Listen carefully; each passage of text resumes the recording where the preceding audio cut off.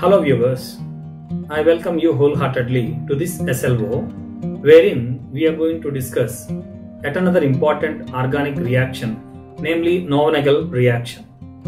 Knoevenagel reaction is also called as Knoevenagel condensation because it is a condensation of a carbonyl compound, aldehyde or ketone with an active methylene compound in the presence of an amine base. This amine base can be a secondary amine or it can be even a tertiary amine. Generally, pyridine or piperidine will be used as amine bases in Knoevenagel condensation reactions. So, in Knoevenagel condensation, an aldehyde is getting condensed with an active methylene compound, namely malonic ester or esteristic ester, to give you initially a hydroxy derivative which on heating loses the water molecule to form an alkene. Of course, not only an alkene but also the stereoisomer, namely the diastereoisomer of that alkene can also be formed if at all if that alkene is stereochemically active. So another important aspect of Knoevenagel reaction is that Knoevenagel reaction can be extended for the preparation of alpha-beta unsaturated acids. Let us focus this Knoevenagel reaction on the board now. Knoevenagel reaction is a reaction where an aldehyde molecule gets condensed with an active methylene compound in the presence of an amine base. So here I need not take only malonic ester, but I can take any active methylene compound like esteristic ester or malonic acid, etc. Similarly, I need not take only an aldehyde, I can take any other aldehyde or I can take even a ketone. Very important. So, condensation of a carbonyl compound with active methyl compound in the presence of a secondary base to give alpha-beta unsaturated ester is called as Knoevenagel reaction. Now, this alpha-beta unsaturated ester on hydrolysis followed by heating loses carbon dioxide to give alpha-beta unsaturated acids.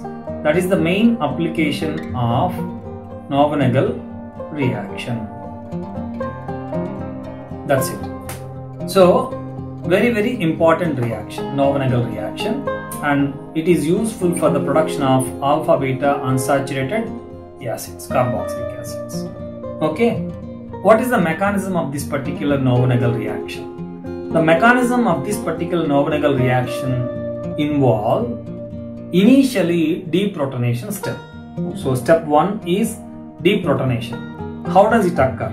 I am taking the active methylene compound, namely malonic ester here, CO, OET,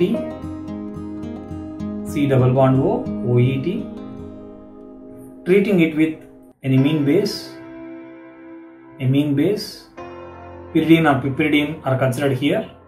So this base will be removing a proton from here, minus H plus. So I am going to get the carbanion generated. What is the carbanion generated? It is CH minus, COOET and COOET. Now this carbanion will be attacking the aldehyde molecule taken. So what is the aldehyde molecule taken? Acetaldehyde here in this case.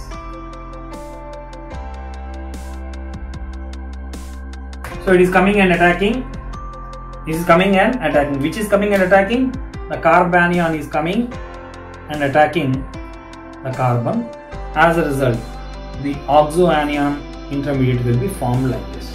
CH3, C, H, O minus, and on the top we have CH, COOET and COOET coming. Okay, very important. This abstracts a proton from water molecule to form a hydroxy compound. So what is the hydroxy compound? CH3, C, H, OH, because this O minus is abstracting a proton from water. That is the reason why this O minus is becoming OH. So on the top we have CH, COOET and COOE. This molecule loses water. As a result, I am going to get an alkene derivative. What is the alkene derivative that I am going to get? It is CH3 attached to this carbon and a hydrogen, and on the top we have COOET on both sides. This on hydrolysis and heating loses carbon dioxide and ETOH to form the alpha beta unsaturated acid as shown here.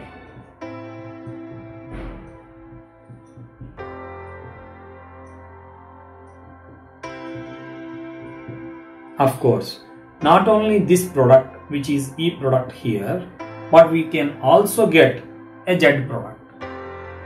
So not only this product, we can also get the diastereoisomer of this, namely Z product also we can get.